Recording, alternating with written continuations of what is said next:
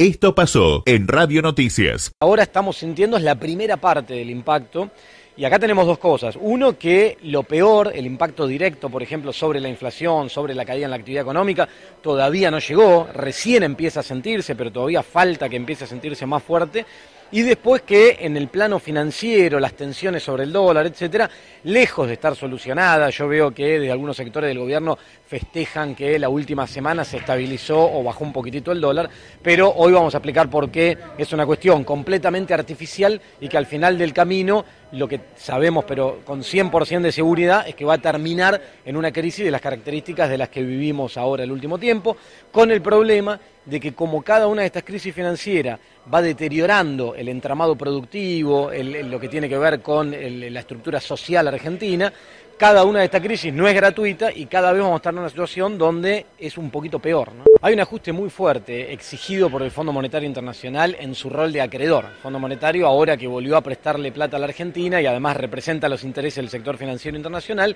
lo que pretende es asegurarse el pago de esos intereses y para respetar esa partida presupuestaria de intereses de la deuda que cada vez pesa más, exige recortes en otras partidas. Uno de los principales impactados por estos recortes, indudablemente va a ser la obra pública. Cuando uno mira la composición del gasto público, encuentra con que el principal componente es lo que tiene que ver con seguridad social, las jubilaciones, etcétera. Ahí es más difícil cortar porque además hay un mecanismo de indexación donde las jubilaciones, las asignaciones universales por hijo se van ajustando con una fórmula que tiene que ver con la inflación. Va un poquito más atrás que la inflación, pero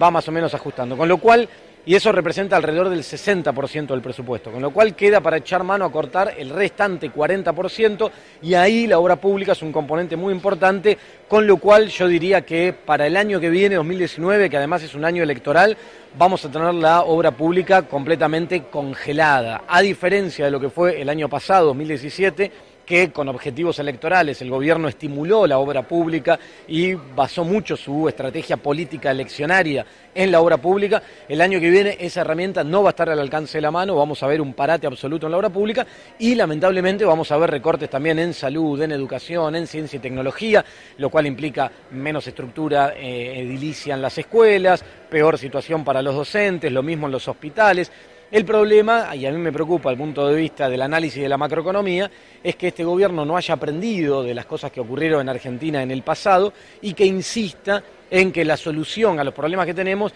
vienen por esto del déficit cero. Me parece que a esta altura deberíamos entender que si a una economía en recesión uno le suma fuertes políticas de ajuste, como es en este presupuesto, lo único que hace es profundizar, hundir más la economía de esa recesión y generar una peor situación para todos los argentinos. Yo hace rato que vengo diciendo que para frenar esos problemas lo que había que hacer era administrar el comercio y empezar a frenar el ingreso de importaciones, sobre todo de bienes de consumo que además atentan contra la producción y la industria local,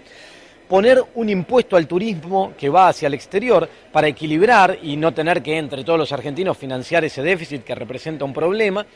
y frenar, regular la fuga de capitales. Como este gobierno decidió no avanzar en ninguno de estos rumbos porque pretende no enfrentar intereses que están del otro lado, entonces decidió que las cuentas externas cierren llevando el dólar a los 40 pesos que tenemos hoy en Argentina. Con lo cual, en la solución inmediata, el frente de la cuenta turista, por ejemplo, se va a cerrar. O sea, los argentinos van a dejar de viajar al exterior, lo vamos a ver este año. Bueno, ustedes se van a ver beneficiados de esa situación en el Partido de la Costa porque va a haber más turismo hacia los destinos locales, entre ellos este. Pero lo que va a ocurrir es que el deterioro en la economía a partir de haber permitido que el dólar llegue a 40 es tan fuerte que no logra compensarse en nada prácticamente con lo que pueda dinamizar el turismo receptivo, el turismo que llegue a la Argentina. Somos Radio Noticias.